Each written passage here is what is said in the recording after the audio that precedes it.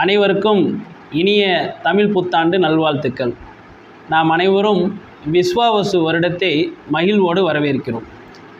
விஸ்வாவசு வருடம் குரோதி வருடம் பங்குனி மாதம் 30ஆம் தேதி சுமார் 50 நாழிகை 56 வினாடி, அதாவது 13/4/2025 இரவு 2:15 மணி அளவில் உதயமாகிறது, அதாவது பிறப்படுகிறது. இந்த ஆண்டு விஸ்வாவசு ஆண்டு பிறப்படுகிறது.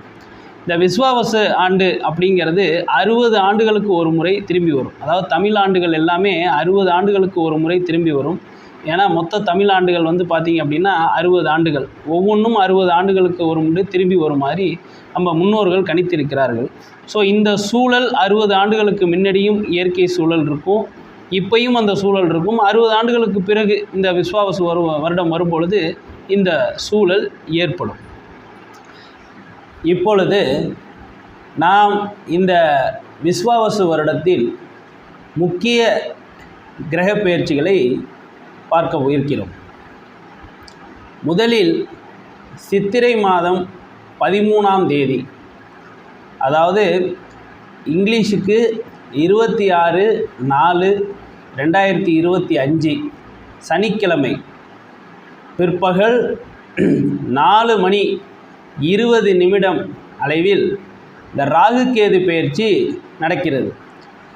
இதில் ராகு பகவான் மீன ராசியிலிருந்து கும்பராசிக்கு பெயர்ச்சி அடைகிறார்.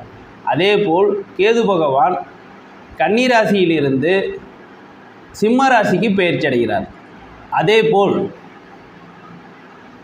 சித்திரை மாதம் 28ஆம் தேதி, அதாவது இங்கிலீஷுக்கு 11/5/2025 பிற்பகல் 1:19 குரு பகவான் ரிஷபராசியிலிருந்து மிதுன ராசிக்கு பெயர்ச்சி அடைகிறார்.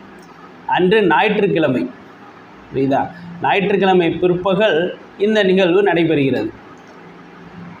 அதேபோல் மாசி மாதம் 22ஆம் தேதி, இங்கிலீஷுக்கு 6ஆம் தேதி மார்ச் மாதம் 2026 காலை 8:26 மணிக்கு சனி பகவான் கும்பராசியிலிருந்து மீன ராசிக்கு பெயர்ச்சி அடைகிறார்.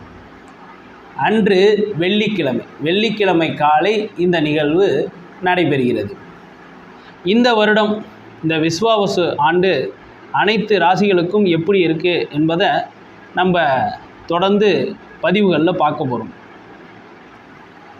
நன்றி.